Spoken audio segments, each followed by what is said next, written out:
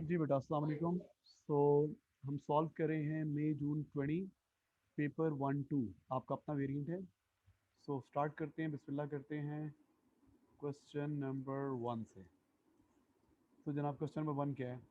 What is a vector quantity? क्या होती है जी vector quantity? Vector quantity, which quantity is vector quantity, sorry, which quantity is vector quantity? Acceleration, obviously acceleration is vector quantity, और उसकी direction वही होती है जो फोर्स की डायरेक्शन होती है। तो इसका आंसर क्या है? अल्फा, ए आंसर है। डिस्टेंस स्केलर है, स्पीड स्केलर है, टाइम स्केलर है।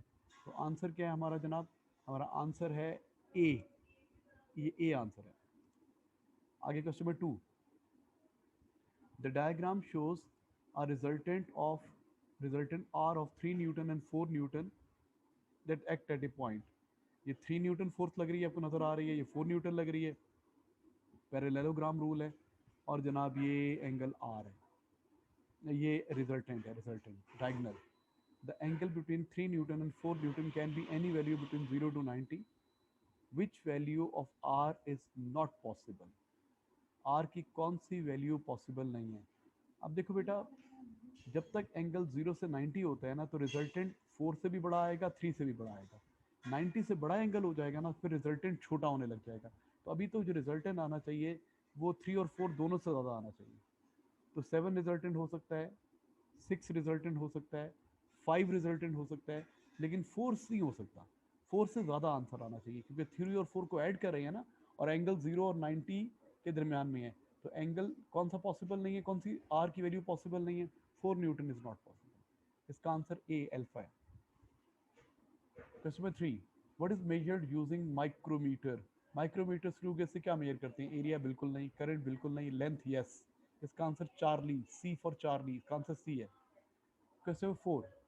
Stopwatches are used to time the runners in a race. The stopwatches shows the time recorded for a winner and an other runner. ये एक दो runner हैं, एक winner का होगा और एक अदर रनर का होगा। इसने 57.76 सेकेंड में रेस कंप्लीट की है, इसने 1 मिनट और 3 मतलब 63.84 सेकेंड में कंप्लीट की है। What is the difference in time of the winner and other runner? तो बेटा इसका टाइम कितना बन रहा है? इसका ये तो 57.76 बन रहा है ना, इसका टाइम बन रहा है, 1 मिनट होता है 60 सेकेंड, ये और 3 सेकेंड है, 63.84 सेकेंड इसका टाइम बन रहा है। लिख देते हैं साइड पे, इस टाइम इज 63.84 इससे लिए। दूसरे ने कितने लिए? 57.76 सेकेंड। अब इनका डिफरेंस ले लें, दूसरे का टाइम नीचे लिख देते हैं, 57.76 सेकेंड। अब माइनस कर दें जनाब। कैलकुलेटर कहाँ पर है? कैलकुलेटर चाहिए, तो माइनस कर रहा हूँ मैं। 63.84 minus 57.76, it gives 6.08 seconds। 6.08 seconds, ये बी, बी ये वाला आंसर है। द आंसर इज ब्रावो, ये आंसर है बेटा, बी, बी फॉर ब्रावो, 4 का बी आंसर है। अच्छा, भी आगे चल रहे हैं। Next question number, question number 5। Two cameras are known distance apart. The exact time that a vehicle passes each of the camera is recorded. What can be obtained from the information? Distance भी पता है और time भी पता है, तो distance और time को यूज़ करके हम स्पीड निकाल सकते हैं। एवरेज एक्सलेशन नहीं निकाल सकते, स्पीड निकाल सकते हैं, मैक्सिमम एक्सलेशन नहीं निकाल सकते, मैक्सिमम स्पीड भी नहीं निकाल सकते, क्योंकि डिस्टेंस ओवर टाइम स्पीड होता है और ये एवरेज स्पीड होता है। तो क्या निकाल सकते हैं? बी, 5 का बी आंसर है। Question number 6 please. A car of weight 11,000 Newton move with the constant velocity. Constant velocity बड़ा इंपॉर्टेंट होता है बेटा। जब भी कांस्टेंट वेलोसिटी का वर्ड आ जाए ना, इसको पुत्र अंडरलाइन कर लिया करें, इसको अंडरलाइन करें, हाईलाइट कर लें, अंडरलाइन कर लें। कांस्टेंट वेलोसिटी, कांस्टेंट वेलोसिटी का मतलब क्या होता है कि जी चेंज इन वेलोसिटी जीरो है, फोर्सेस बैलेंस्ड हैं, एक्सेलरेशन जीरो है, change in kinetic energy zero है, रिजल्टेंट फोर्स जीरो है। इतनी सारी चीजें पता चल गई। A driving force of 5,000 Newton लग रही है, ड्राइविंग फोर्स 5,000 न्यूटन लग रही है। What is the opposing force of the motion? अच्छा भाई, आपको पता है ना, जब गाड़ी यूनिफॉर्म वेलोसिटी से जा रही होती है, ये गाड़ी बनाने की नाकाम कोशिश कर रहा हूँ और इतनी गंदी सी बन रही है, तो इसके ऊपर क्या है? फॉरवर्ड फोर्स लग रही है, कितनी लग रही है जी? 5000 न्यूटन। फॉरवर्ड फोर्स 5000 न्यूटन है। हाँ जी। अब वेट तो वर्टिकली डाउनवर्ड है, वेट की बात ना करें। फॉरवर्ड फोर्स इतनी है, कांस्टेंट वेलोसिटी है, तो बैकवर्ड फोर्स भी कितनी होगी, इसके बराबर होगी, क्योंकि फोर्सेस बैलेंस्ड होती हैं। जब कांस्टेंट वेलोसिटी होती है तो फोर्सेस बैलेंस्ड होती हैं। तो आंसर होना चाहिए मेरा बेटा 5000 न्यूटन। आंसर क्या होना चाहिए, जितनी फॉरवर्ड फोर्स उतनी बैकवर्ड फोर्स, क्योंकि यूनिफॉर्म वेलोसिटी है। ठीक है जनाब, तो आंसर इज अल्फा। इसको मैं मिटा रहा हूँ।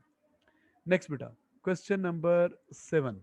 A man with an open parachute falls to earth at a constant speed. Okay, constant speed से नीचे गिरा है, इस पे भी वही कांस्टेंट स्पीड है, सेम डायरेक्शन में जा रहा है, तो फोर्सेस बैलेंस्ड होंगी। The following forces are act: the upward force of the parachute on the man, P. The upward force of man on earth. अच्छा भाई, अर्थ बंदे को नीचे पुल कर रही है, तो बंदा अर्थ को ऊपर पुल कर रहा है, जिसको वेट कहते हैं। The downward force of earth on the parachute, जिसको वेट कहते हैं। The downward force of the man on the parachute, which of the forces are Newton third law जो obey करती हैं। देखो बेटा, न्यूटन थर्ड लॉ क्या होता है, फोर्सेज इक्वल और ऑपोजिट होती हैं, डिफरेंट बॉडीज पर होती हैं। तो पी क्या है, upward force of the parachute on the man.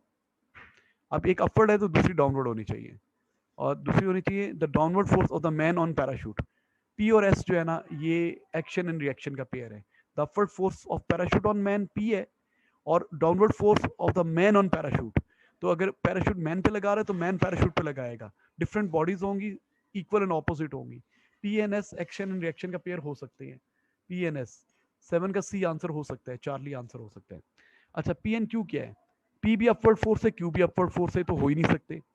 P N R क्या है, पी अपवर्ड फोर्स है, ये डाउनवर्ड फोर्स है, लेकिन ये पैराशूट और मैन के दरमियान है ना, ये अर्थ और पैराशूट के दरमियान है, तो ये गलत है।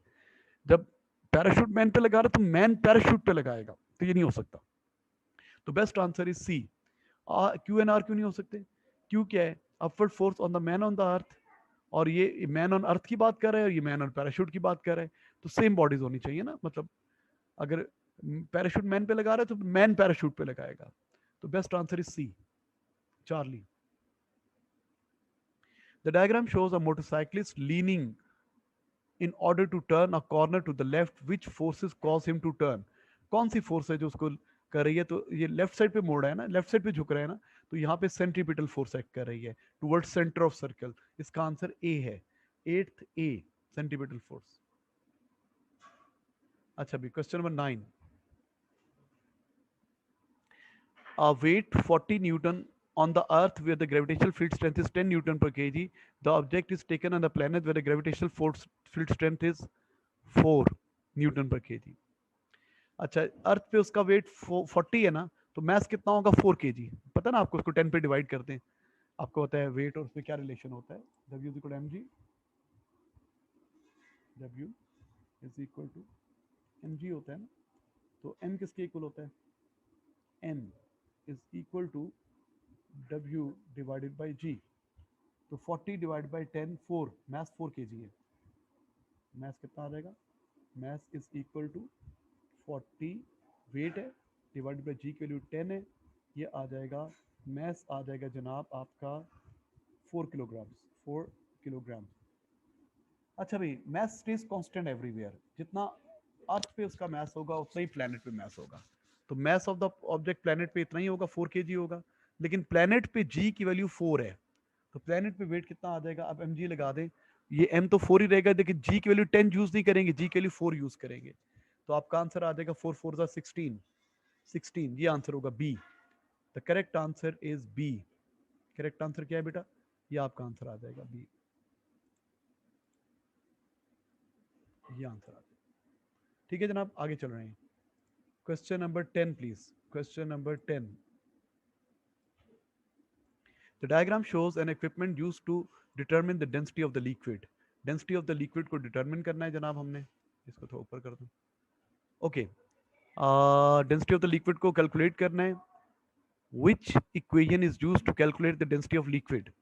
डेंसिटी ऑफ लिक्विड में हमने क्या, मैस ओवर वॉल्यूम चाहिए, मैस ओवर वॉल्यूम। तो मैस भी लिक्विड का चाहिए, तो आपको इसमें से बीकर का मैस माइनस करना पड़ेगा। Mass of beaker and liquid minus mass of beaker divide by volume of liquid. ये हो सकता है ना, मैस और वॉल्यूम। लिक्विड का वॉल्यूम है तो लिक्विड की डेंसिटी निकालनी है तो लिक्विड का वॉल्यूम और लिक्विड का ही मैस यूज करेंगे। तो ये आंसर क्या नजर आ रहा है, 10 का ए ही होना चाहिए, 10A ये आंसर है, बाकी पढ़ने की जरूरत नहीं है। Which single item can be used to find the center of mass of the plane lamina of an irregular object? Which single item can be used to find the center of mass of the plane lamina of irregular shape? Balance से नहीं आता, measuring tape से नहीं आता, micrometer से नहीं आता, vertical pin पे हैंग करके आ सकता है। तो 11 का क्या होना चाहिए, delta. 11 is delta. Question number 12 please. A student makes a model toy which balances on the end of the metal rod. Balance toy है और ये यहाँ पे वेट वेट मेटल है और यहाँ पे बैलेंस हो जाता है। End of the metal rod के एंड पे बैलेंस हुआ हुआ है। Why are the weight needed? ये वेट क्यों है? वेट इसलिए होते हैं ताकि इसका सेंटर ऑफ ग्रेविटी पिवट से नीचे आ जाए। अगर सेंटर ऑफ ग्रेविटी पिवट से नीचे आ जाता है तो बैलेंस हो जाती है ना। सेंटर ऑफ ग्रेविटी जितना नीचे होता है उतना बॉडी ज़्यादा स्टेबल होती है। Why are the weight needed? That increase the pressure on the rod, जरूरी नहीं है। That increase the weight of the rod, that lower the center of mass below the top of the rod, yes, best answer is this। 12 का answer क्या है बेटा, C। 12 is C। आ जाए MCQ में 13 please. The unstretched elastic cord of length 15 centimeter stretched by 4 centimeter when the weight of 6 Newton is hang। जब weight 6 Newton है तो extension 4 है। The cord does not exceed the limit of proportionality। What is the total length when the weight is 3 Newton? Okay, the weight 3 newton होगा तो total length क्या होगी? ठीक है, तो हमारा फॉर्मूला क्या होता है, F1/E1 is equal to F2/E2। तो हुक्स लॉ वे होता है, तो फॉर्मूला क्या लगता है, F1/E1 is equal to F2/E2। लिखते हैं F1/E1। अब ये मैं छोटा बड़ा नहीं लिख सकता यार, इसको ऐसे लिखा जाएगा, is equal to F2 divided by E2। ये रिलेशन है ना बेटा, आपको पता है ना Hooke's law, F is proportional, F is equal to KE, F is proportional to E। तो F1/E1 is equal to F2/E2। F1 कितना है जी, वेट कितना है, जब 6 न्यूटन वेट है, F1 6 है और एक्सटेंड कितना हो रहा है 4 divide by 4 is equal to F2।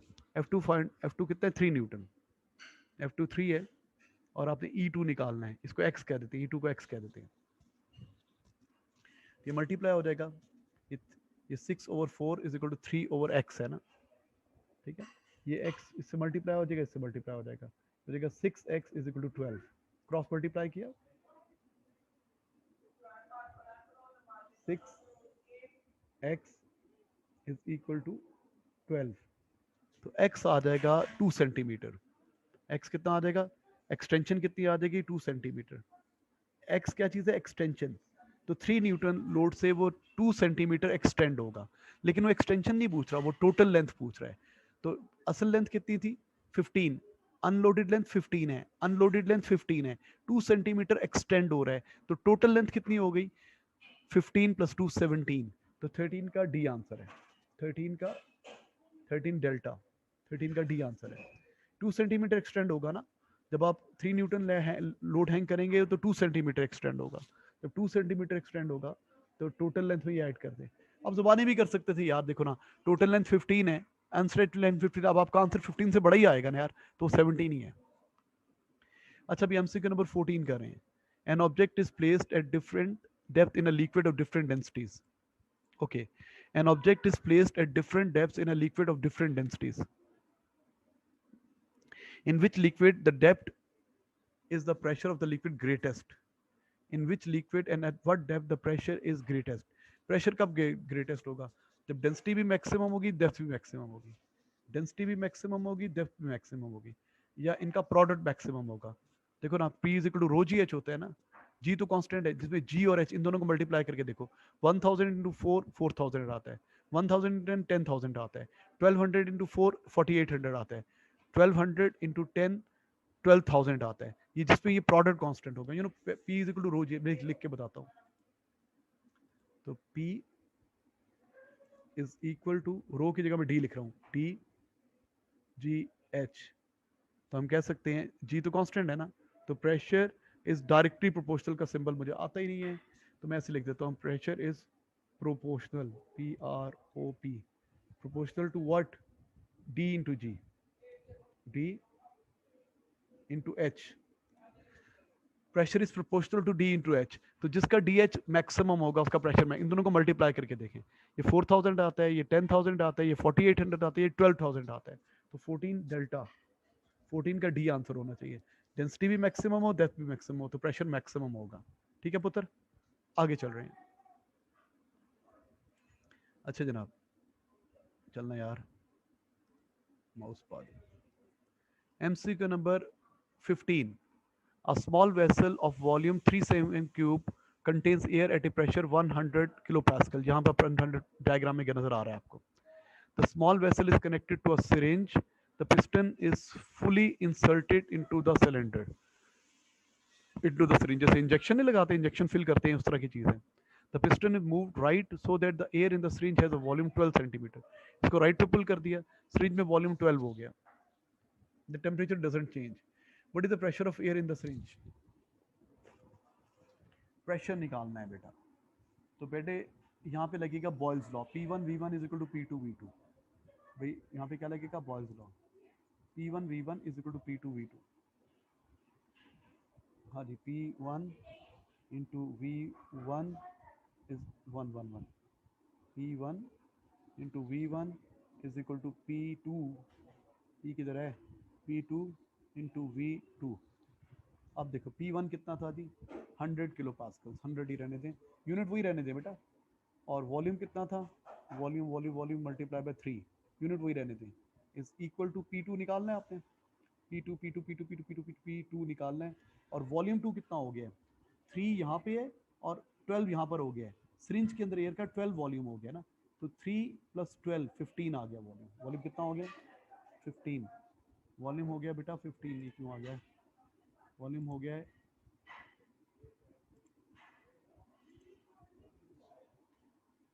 15, 5 ऊपर लिखा गया, सॉरी यार, वॉल्यूम 15 हो गया। तो ये 300 और 15, 15 जाके डिवाइड हो जाएगा, P2 है, अच्छा ये P2 15 नहीं है, ये वॉल्यूम 15 है बस। तो क्या हो जाएगा, 15 जाके डिवाइड हो जाएगा, तो हमारा आंसर आ जाएगा 315 कितना होता है, 320 आ जाएगा, 20 किलो पास्कल्स। 15 का ए आंसर है बेटा। P1 V1 पहले क्या था, सारी की सारी गैस जो थी वो इसमें थी, P1 प्रेशर भी ये था, वॉल्यूम भी ये था। अब जब आपने पुल किया तो कुछ एयर इसके अंदर आ गई ना, इसके अंदर एयर कितनी आई, 12, 12 यहाँ पर है, 3 यहाँ पर है, तो न्यू वॉल्यूम कितना है, न्यू वॉल्यूम है 15, और न्यू प्रेशर निकालना है, P1 V1 is equal to P2 V2। ठीक है जनाब, आगे चल रहे हैं। अच्छा भी क्वेश्चन नंबर 16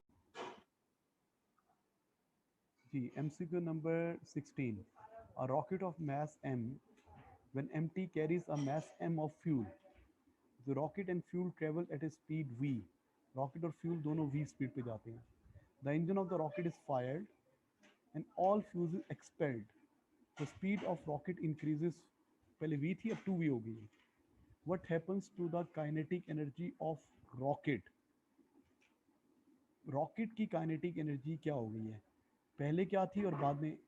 अच्छा वो फ्यूल की बात नहीं कर रहा यहाँ पे, देखो वो ये नहीं कह रहा कि पहले रॉकेट और फ्यूल तोड़, रॉकेट और फ्यूल को अलग अलग बॉडी एज्यूम कर रहा है, क्वेश्चन में नजर आ रहा है the rocket and fuel travel at speed भी, तो रॉकेट और फ्यूल को वो अलग अलग बॉडी कंसिडर कर रहा है। तो हम पहले निकालते हैं what is the initial kinetic energy of the rocket, initial kinetic energy कितनी है, काइनेटिक एनर्जी, ओके क्या हो गया ये,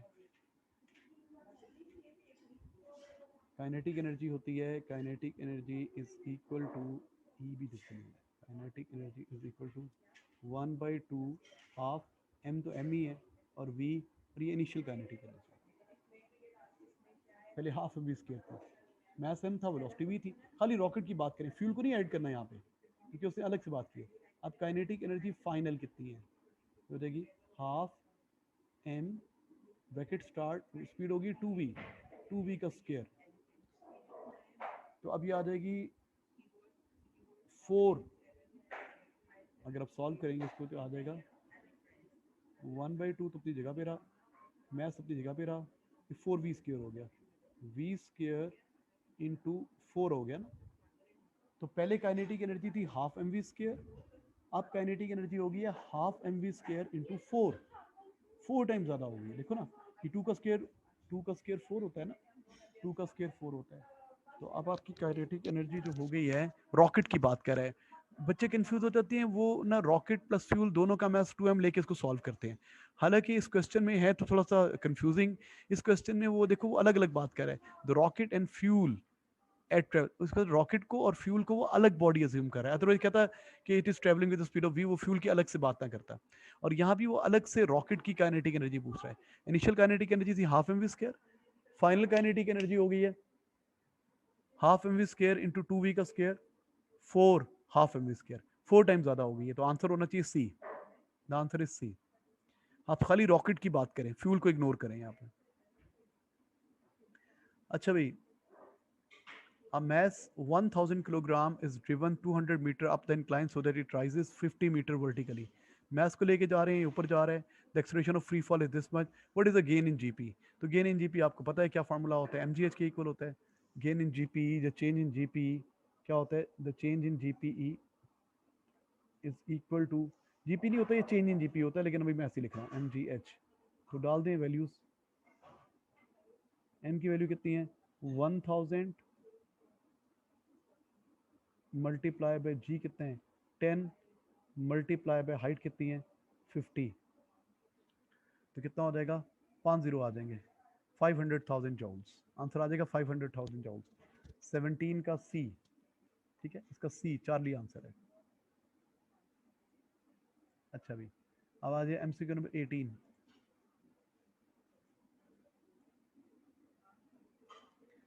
एमसीक्यू 18 क्या कहते हैं, which situation is energy being release by fusion, in which situation the energy is release by fusion of hydrogen nuclear to form helium.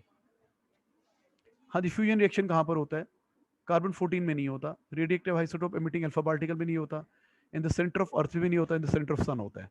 तो 18 का डी आंसर है, बहुत आसान है, क्योंकि जितने भी स्टार्स हैं उनके ऊपर कौन सा रिएक्शन हो रहा है, फ्यूजन रिएक्शन हो रहा है। MCQ number 19, the main stages of the operation of the coal fired power station is listed, they are not in the correct order. Okay, the turbine turns the generator, the water in the boiler becomes hot, the steam turns a turbine, the burning coal produces thermal energy, electromagnetic induction produces electrical energy, the steam is produced। पहले 4 है, burning क्यों कोल होगा, बिल्कुल। अब इससे क्या होगा, energy निकलेगी, वाटर बिकम हॉट, हॉट होगा तो क्या करेगा, फिर स्टीम इज प्रोड्यूस्ड होगा। जब वाटर हॉट होगा तो स्टीम प्रोड्यूस होगी, यहाँ पे 6 आएगा। यहाँ पे क्या आना चाहिए, इस जगह पे आना चाहिए 6। स्टीम बन गई, स्टीम क्या करेगी, स्टीम टर्न्स द टर्बाइन, ठीक है, यहाँ पे होगी स्टीम टर्न द टर्बाइन, 3 आएगा, यहाँ पे 3 आएगा, स्टीम बनेगी, स्टीम टर्न्स द टर्बाइन। अच्छा फिर क्या करेंगे, द टर्बाइन हो गया, the turbine turns the generator, बिल्कुल ठीक है, turbine turns the generator, generator को ऑन करेगा। और क्या होगा, electromagnetic induction produces electrical energy, ये 5 होगा। ऐसा होना चाहिए मेरे ख्याल से। 6315, देखिए जी 6315, 6315 19 ए, ये ए आपको नजर आ रहा है 6315, ये ए ही आंसर है इसका, ठीक है जी, इसका अल्फा आंसर है, ए आंसर है। 19 हो गया, आज है जी 20th। Which situation is there no transfer of energy, in which situation there is no transfer of energy? A car battery turning the starter motor, energy transfer होती है। A car moving along a horizontal road at a constant speed, a car moving along a horizontal at a constant speed, जब constant speed पे जा रही है तो energy transfer तो हो रहा है ना, इंजन उसको एनर्जी दे रहा होगा। हम्म, अच्छा फिर solar panel warming the water, solar panel क्या करेगा, लाइट एनर्जी एब्जॉर्ब करेगा और पानी को गर्म करेगा, एनर्जी ट्रांसफर हो रहा है। और a space craft orbiting the earth at a constant height, constant height पे उड़ रहा है, orbiting the earth at a constant height, इसको इसकी स्पीड भी कांस्टेंट है और यहाँ पे एयर फ्रिक्शन भी नहीं है, वो खुद ही घूमता रहेगा सारी उम्र, क्योंकि एयर रेजिस्टेंस तो है नहीं ना। स्पेस क्राफ्ट है, ऑर्बिटिंग दैट कांस्टेंट हाइट पे हो रहा है, ना हाइट ज़्यादा हो रही है ना हाइट कम हो रही है, ना एनर्जी बढ़ रही है ना एनर्जी कम हो रही है, ना स्पीड कम हो रही है ना स्पीड बढ़ रही है। तो उसकी एनर्जी कांस्टेंट है, इसकी एनर्जी ट्रांसफर नहीं हो रहा, ना एनर्जी ज़ाया हो रही है, क्योंकि यहाँ पे वैक्यूम होगा, एयर नहीं होगी। तो बेस्ट आंसर क्या लग रहा है, 20 का डेल्टा होना चाहिए, 20D। अच्छा भी 21, MCQ number 21। A 200 volt battery of electrical energy is charged with a current of 300 ampere for 4 hours. 200 volt की बैटरी है, 33 एम्पेयर से 4 घंटे इसको कहती है। The efficiency of the charging process is 90%। How much usable energy is transfer to the battery. तो जो energy transfer कर रहे हैं उसका 90% निकाल दें, चार्जिंग प्रोसेस 90% है। एनर्जी का फॉर्मूला होता है VTI, टोटल एनर्जी कितनी ट्रांसफर कर रहे हैं, energy ENERGY, energy is equal to voltage into time into current. लेकिन 90% एफिशिएंट है ना, तो बस का 90% ले लेना है, इसको मल्टीप्लाई कर लेना है 0.9 से। 90% 0.9 से क्यों किया, क्योंकि 90% एफिशिएंट है, 90 और 100 होता है ना 0.9। तो voltage into time into current, और ये 90% आ जाएगा। वोल्टेज कितनी है जनाब, 200, 200 मल्टीप्लाई बाय टाइम कितना है, 4 घंटे है ना, सेकेंड में चाहिए, 4 multiply by 3600, 3600 multiply by current कितना है 33 एम्पेयर्स, और मल्टीप्लाई बाय 0.9, 90%। तो सॉल्व कर लेते हैं इसको कैलकुलेटर पे। 200 multiplied by 4 multiply by 3600 multiply by 33 multiply by 0.9, 90% efficient है ना, तो 90% निकाल लेंगे इसका। आंसर आ रहा है हमारा 8.55 8.6 मेगा जॉल्स, 8.6 मेगा जॉल्स। 21 का बी, 21 का बी 8। ठीक है, तो इसका ब्रावो आंसर है, बी आंसर है। इसको सॉल्व करेंगे तो आ रहा है 855, आगे और वैल्यू आ रही है, तो मेगा में लेके आएंगे तो 86 मेगा जॉल की आ रही है, ये आंसर आ रहा है। उसके बाद बेटा next, in an experiment to measure the power output of the small steam engine, a load is lifted by the engine. Load is lifted by the engine. Which two measuring instruments are also required? उसकी power निकालनी है तो load को ऊपर उठाएंगे। Power होता है energy over time. Known load, load तो पता है, वेट तो पता है, तो हमें क्या चाहिए, हाइट चाहिए होगी और टाइम चाहिए होगा। Measuring cylinder and thermometer, measuring cylinder, metre rule and stop watch. Yes, metre rule and stop watch. क्यों भाई, आपको पावर निकालनी है ना, पावर होता है energy over time, MGH over time. Power होता है MGH, energy over time. Time के लिए स्टॉपवॉच चाहिए, हाइट के लिए मेजरिंग टेप चाहिए। वेट तो आपको पता है, MG तो पता ही है आपको। लोड नॉन लोड है ना। 4 metal container with identical dimensions are filled water at 90 degree Celsius. हर एक में 90 डिग्री सेल्सियस पानी डाला है, आइडेंटिकल डायमेंशंस हैं। All faces except one of the container covered with a good insulator. All faces except one of the each container are covered in a very good insulator. अच्छा, the one exposed face on each container is painted either black or white. In which container does the water cools fastest? हमें पता है कहाँ पे water cool fastest होगा, जहाँ पे area ज़्यादा होगा, ठीक है, और पेंट ब्लैक होगा। ब्लैक पेंट होगा ना, ब्लैक पेंट। ब्लैक पेंट जो होता है ना, good emitter of heat radiation होता है, एब्जॉर्बर भी होता है। जब ब्लैक बॉडी ठंडी होती है तो गुड एब्जॉर्बर होती है, जब ब्लैक बॉडी गर्म होती है तो गुड एमिटर होती है। ठीक है, तो इसका आंसर क्या हो सकता है, कौन सा MCQ है, MCQ नंबर 23 है ना, MCQ नंबर 23। इसका आंसर होना चाहिए लार्जर एरिया होना चाहिए और ब्लैक होना चाहिए। तो वो कौन सा बन रहा है, ये स्मॉल तो हो ही नहीं सकता। लार्जर वाइट पेंट नहीं, ये ए आंसर है इसका, इसका ए आंसर है, अल्फा आंसर है। अच्छा अभी MCQ number 24। Thermal energy is used to turn a water at 100 degree to steam at 100 degree. Which one of the following occurs? The forces between molecule decreases, yes, the speed of molecule increase, speed नहीं होगी कि temperature same है। The separation of molecule increases, yes, 1 and 3, 1 and 3 होगा। Forces कम हो जाएंगी क्योंकि liquid के molecules में क्या थी, इंटरमॉलिक्यूलर फोर्सेस थी, स्टीम में निग्लिजिबल हैं, तो फोर्सेस तो वीक हो गई हैं। टेम्परेचर चेंज नहीं हुआ तो स्पीड चेंज नहीं हुई, मॉलिक्यूल्स की average kinetic energy, average speed change नहीं हुई, एवरेज स्पीड उनकी सेम है। और क्या हो रहा है, सेपरेशन बढ़ रही है, बिल्कुल ठीक है। तो क्या आंसर होना चाहिए, 1 and 3 ओनली, 24 का सी होना चाहिए। 25. A thermal energy produced by an electric heater in 3 minutes is used to melt the wax. Thermal energy produced in 3 minutes is used to melt the wax. The solid wax is initially at its melting point of 60 degrees Celsius. अब the melting point पे थी.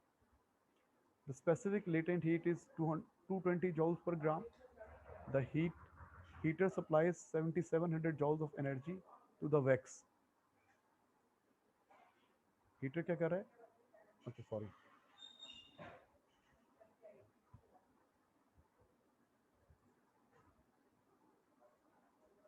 एक minute, गलत हो गया। हम्म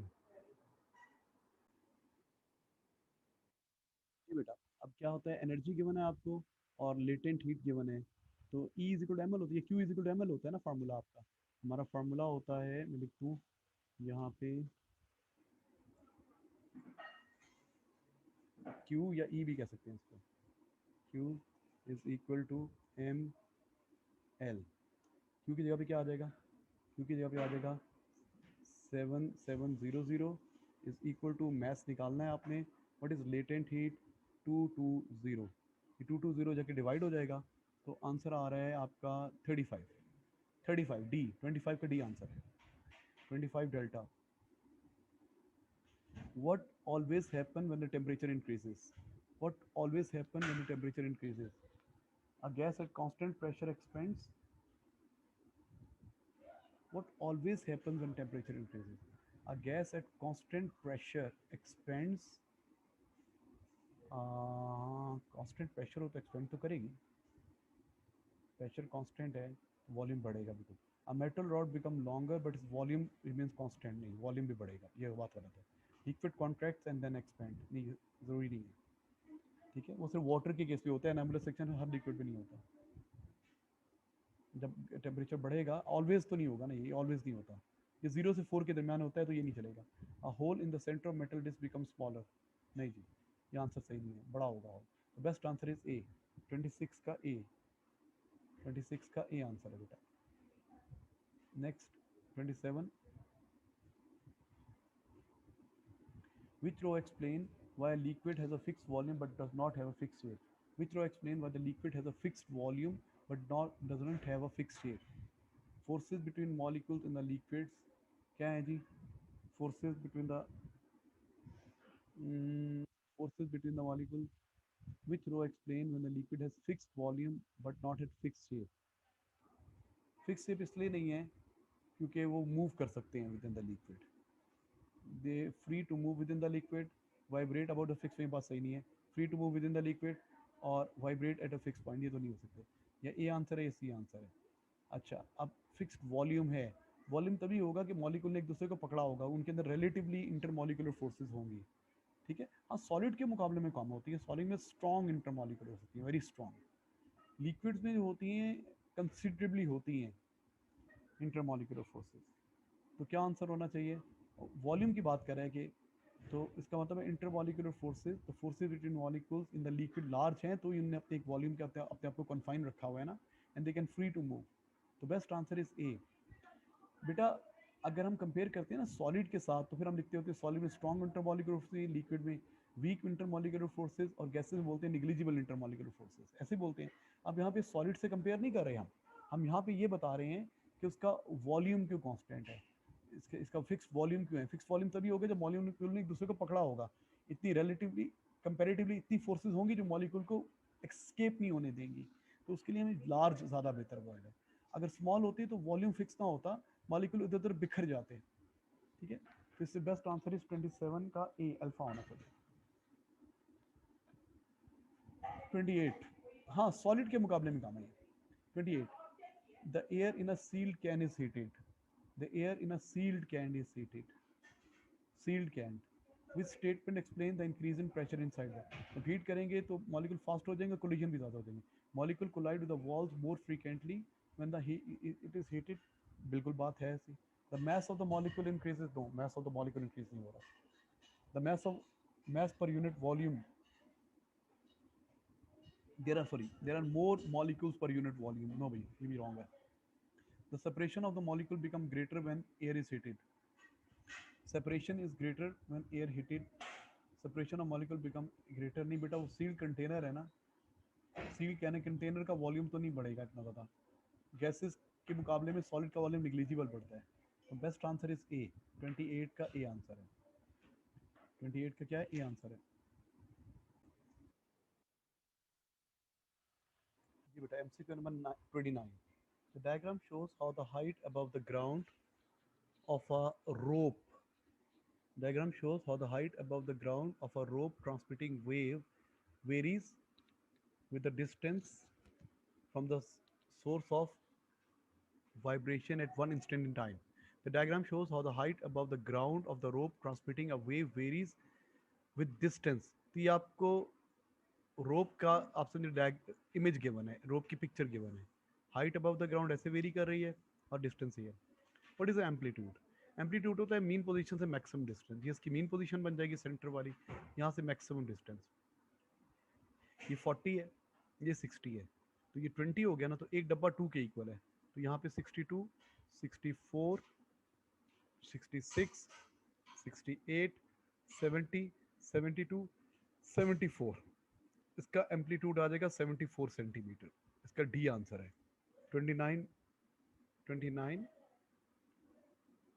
okay, गलत कर दिया ना, 74 में से माइनस भी तो करना पड़ेगा ना, ये 40 है और ये 74 है, हमें ये चाहिए ये, तो 74 माइनस 40, तो इसका 34 आंसर है। इसका आंसर क्या है बेटा, 30, आई एम सॉरी, यहाँ पे 74 है ना, तो ये 74 जीरो से तो नहीं है, 40 से है ना, तो आपको ये चाहिए, 74 माइनस 40, इसका 34 आंसर है। 29, 34, 29 का बी आंसर है यार। A vibrator produces 12 waves in 10 seconds. Produces 12 wavelengths on a surface of water in 10 seconds. The spacing between first crust and third crust is 60 centimeter. पहले ड्रॉ करते हैं, कितनी प्यारी वेव बन रही है ना, जल्दी से दोबारा बना तो सही नहीं बनी।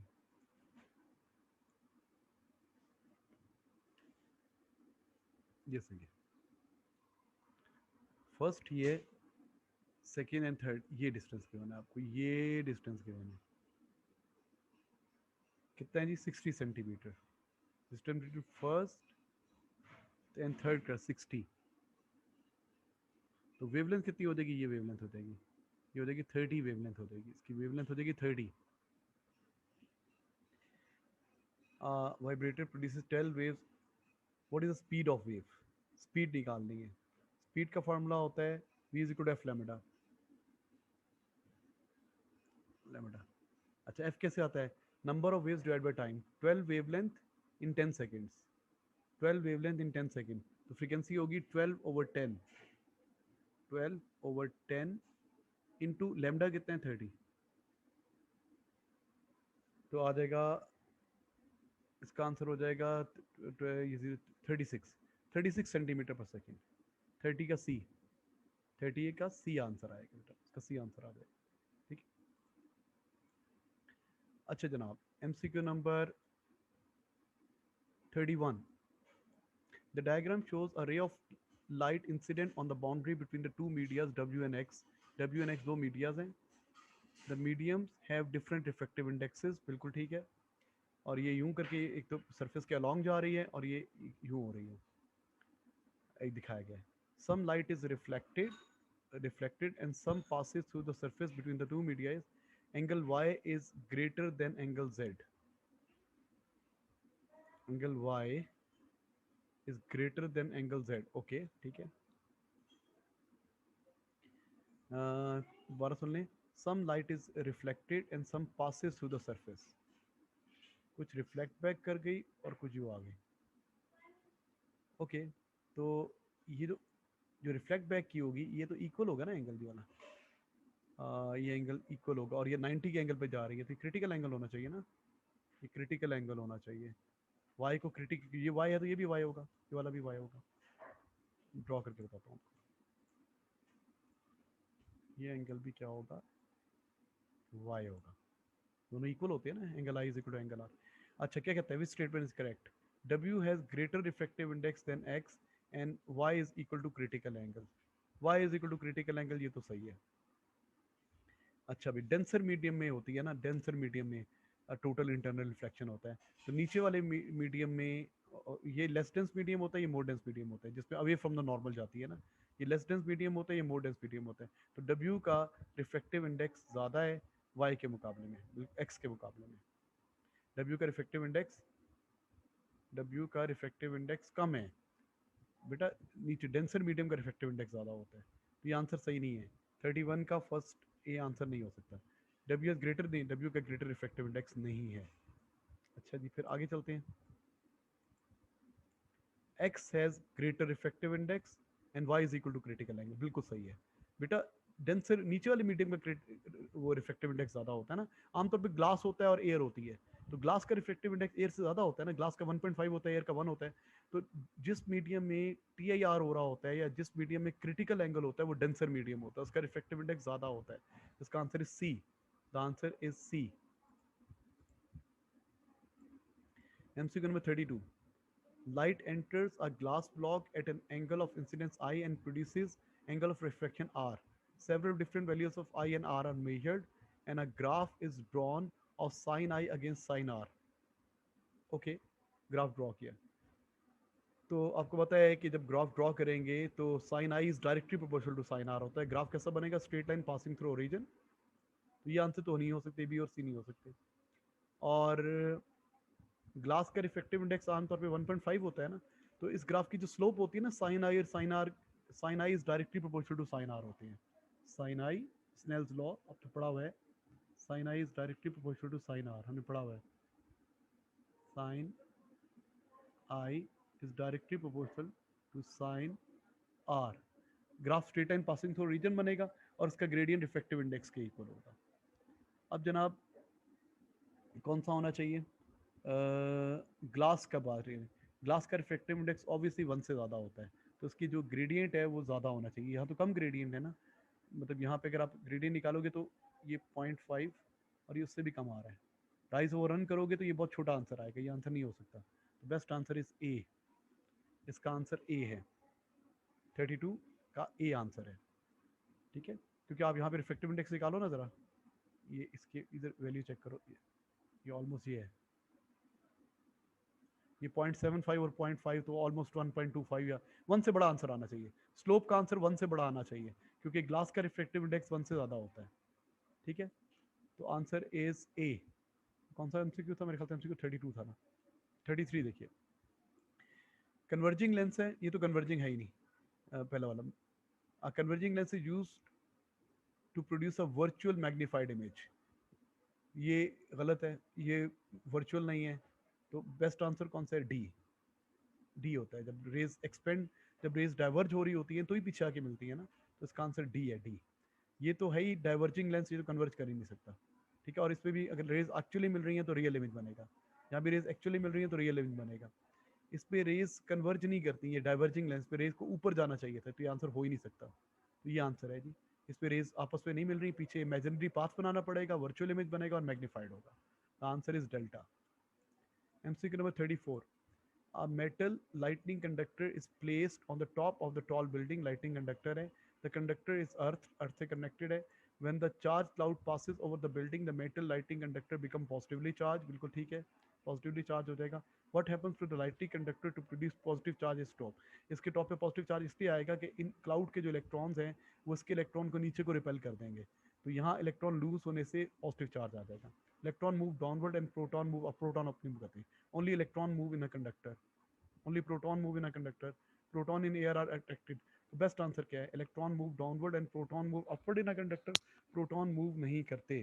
33 का हम देख रहे हैं। Okay, what happens to the lighting conductor to produce a positive charge at its top. Positive charge at its top पे कैसे आएगा? 34 है।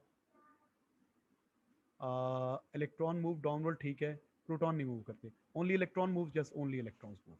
कंडक्टर में बेस्ट आंसर पे यही है, ओनली इलेक्ट्रॉन मूव, प्रोटॉन तो मूव ही नहीं करते ना। Proton in air are attract themselves in conduct, ये रॉन्ग है। तो 34 का बी आंसर था। 35,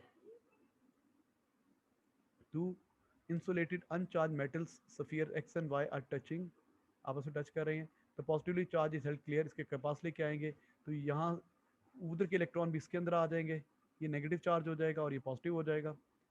अच्छा, फिर आगे कहते हैं पॉजिटिव चार्ज, उनको दूर कर दिया, X is not negatively charge, X पे नेगेटिव चार्ज आ गया, what is charge on Y, तो वाई पे क्या होगा, पॉजिटिव चार्ज होगा और इक्वल होगा।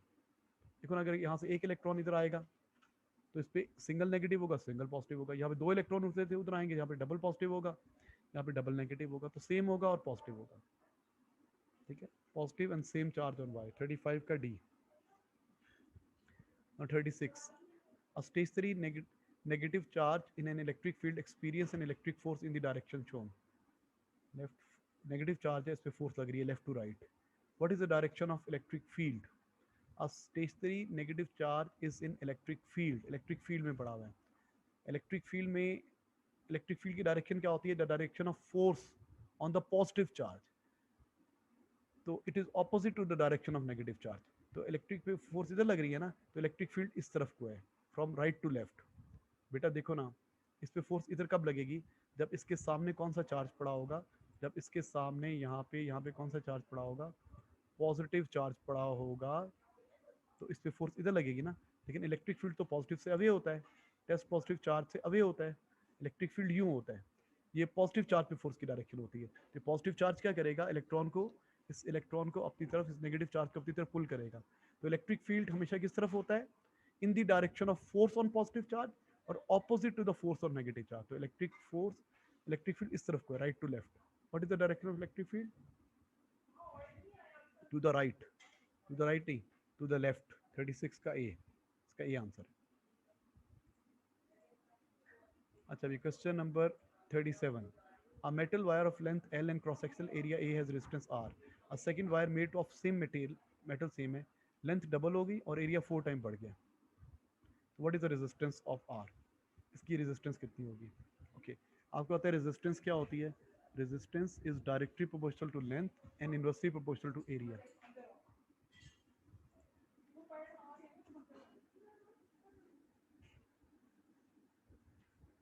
And resistance is inversely proportional to area. अब क्या हो रहा है? लेंथ क्या हो रही है? एल से 2L हो रही है, डबल हो रही है, 2 से मल्टीप्लाई हो रही है ना, तो ये जो रेजिस्टेंस है ना, ये भी क्या हो जाएगी? मल्टीप्लाई बाय 2 हो जाएगी, क्योंकि लेंथ 2 से मल्टीप्लाई हो रही है, डायरेक्टली प्रोपोर्शनल है। देखो, लेंथ 2 से मल्टीप्लाई हो रही है, लेंथ एल से 2L 2 से मल्टीप्लाई हो रही है, डायरेक्टली प्रोपोर्शनल, तो आर भी 2 से मल्टीप्लाई हो जाएगा। अच्छा, अब एरिया का इफेक्ट देखते हैं। एरिया क्या हो रहा है? एरिया ए से 4A हो रहा है, एरिया क्या हो रहा है? ए से 4A हो रहा है, एरिया हो रहा है, यहाँ पे ए था, एरिया मल्टीप्लाई हो रहा है 4A, तो इन्वर्स रिलेशन है ना, तो ये रेजिस्टेंस क्या हो जाएगी? जब ये मल्टीप्लाई बाय 4 होगा, तो ये क्या हो जाएगी? ये डिवाइडेड बाय 4 हो जाएगी ना, डिवाइडेड बाय 4, ये 4 पे डिवाइड हो जाएगी। उसकी जो रेजिस्टेंस है 4 पे डिवाइड क्यों होगी? क्योंकि एरिया 4 टाइम बढ़ रहा है, ये कट के R/2, आपका आंसर आ जाएगा R/2। लेंथ 2 से मल्टीप्लाई हो रही है तो रेजिस्टेंस भी 2 से मल्टीप्लाई होगी, एरिया 4 से मल्टीप्लाई हो रहा है, तो इनका इन्वर्स रिलेशन है, जब एरिया 4 से मल्टीप्लाई होगा तो रेजिस्टेंस 4 पे डिवाइड होगी, तो आपका आंसर आ जाएगा R/2। इस तरह भी कर सकते हैं, ये अप्रोच आपको आती है, इस तरह कर सकते हैं। ठीक है, इसका आंसर है सी, 37C होगा। अगर आपको ऐसे समझ में नहीं आया तो आपको फार्मूला आता है ना, R is directly proportional to L and inversely proportional to A. इसका फार्मूला होता है R1A1/L1 is equal to R2A2/L2। अब इस पर वैल्यूज डाल देते हैं हम। देखो, R1 कितना है? R है, A1 कितना है? A ही है, L1 कितना है? L है, इज इक्वल टू R2 हमने फाइंड आउट करना है, A2 कितना है? 4A, और ये कितना है? 2L, L L से कट गया, A से कट गया, ये 2 1s are 2, 2 2s are 4, और ये 2 जाके डिवाइड हो गया, तो आंसर आ जाएगा ये जो 2 यहाँ पे लिखा हुआ है, ये जो 2 यहाँ पे रह गया, ये 2, ये वाला जो 2 है, ये इधर जाके डिवाइड हो जाए, R/2 आंसर आ जाएगा। तो फार्मूले से भी कर सकते हैं। ठीक है जी, MCQ number 38 please. Diagram shows a circuit, एक सर्किट है, एक रजिस्टर ये लगा हुआ है, एक रजिस्टर ये लगा हुआ है। What effect does the closing the switch have on the reading of ammeter X and Y. अच्छा भाई, अभी जब स्विच क्लोज करेंगे, जब ये स्विच क्लोज करेंगे, अभी क्या है, अभी रीडिंग आ रही है, इन दोनों मीटर पे रीडिंग आ रही है, इन दोनों मीटर पे रीडिंग आ रही है। जितनी रीडिंग एक्स पर है उतनी रीडिंग वाई पर है। अच्छा, जब आप इस स्विच ऑन कर देंगे तो करंट का पाथ क्या बनेगा? When U turn on the switch, when U turn on the switch, अब करंट कैसे जाएगा? पहले करंट जा रहा था इसके थ्रू, इधर से जाएगा करंट, करंट इसके थ्रू मेनली जाएगा, करंट इसके थ्रू मेनली जाएगा। अब करंट के रास्ते में एक ही रजिस्टर रह गया, ये वाला, ओनली वन रजिस्टर ये वाला रह गया जो करंट कर रहा हूँ। पहले दो रजिस्टर थे, पहले करंट को नीचे से जाना था, इधर से भी जाना था, इस पहले रजिस्टेंस डबल थी तो करंट कम था। अच्छा, यहाँ पे करंट था, फॉर एग्जांपल यहाँ पे करंट था, चले मान लें पहले करंट था 1 एम्पियर, 1 एम्पियर पहले करंट था, सपोज कर लें 1 एम्पियर करंट था, यहाँ पे 1 एम्पियर था और यहाँ पे भी 1 एम्पियर था। शुरू में जब स्विच ओपन था, करंट का पाथ क्या था? करंट का एक ही पाथ था, करंट नीचे से जाना था। और रास्ते में रेजिस्टेंस कितनी थी? आर इसकी थी, आर इसकी, 2R रेजिस्टेंस थी, तो करंट 1 एम्पियर था। अब करंट यहाँ से जाएगा, अब इसके रास्ते में रेजिस्टेंस खाली आर रह जाएगी, तो करंट हो जाएगा, यहाँ पे करंट हो जाएगा डबल, यहाँ पे करंट कितना हो जाएगा? रेजिस्टेंस आधी होगी तो करंट कितना हो जाएगा? डबल हो जाएगा, इससे डबल गुजरेगा। और यहाँ पे करंट कम, क्योंकि यहाँ से करंट जाएगा नहीं, करंट ऊपर से जाएगा, इसके थ्रू जाएगा, इसके रास्ते में रेजिस्टेंस नहीं है, current follow the easiest way, current इसके थ्रू जाएगा। यहाँ पे रीडिंग क्या हो जाएगी? डिक्रीज कर जाएगी। यहाँ पे रीडिंग क्या हो जाएगी? कम हो जाएगी। एरो, डाउनलोड एरो बनाना चाह रहा हूँ, बन नहीं रहा। यहाँ पे करंट कम हो जाएगा, तो reading on X will increase and reading on Y will decrease. Reading on X decrease, increase, reading on X क्या होगी? इंक्रीज होगी, और रीडिंग ऑन वाई डिक्रीज होगी। एक्स पे इंक्रीज हो जाएगी, वाई पे डिक्रीज हो जाएगी। इसका आंसर होना चाहिए सी। अगर आपको समझ में नहीं आया ना, मैं आपको बताता हूँ, आप पता क्या करें, वैल्यू सपोज कर लें। पहले करंट का पाथ पता है ना आपको, अलग से सर्किट बनाऊं यहाँ पे, फिर आपको ज़्यादा क्लियर होगा। अभी करंट का पाथ देखो क्या है, अभी अभी जब स्विच ओपन है तो करंट का पाथ, करंट ट्रेवल करता है पॉजिटिव, यहाँ से आएगा, यूँ नीचे जाएगा, यूँ नीचे जाएगा, इस आर रेजिस्टर में से भी गुजरेगा, इस आर रेजिस्टर में से भी गुजरेगा, करंट यूँ आएगा, नीचे से आएगा, यहाँ से आएगा और यहाँ से जाएगा, करंट यहाँ से जाएगा। ठीक है, ये करंट का पाथ बन रहा है। जब आप स्विच ऑन कर देंगे, दोबारा बना रहा हूँ यहाँ पे,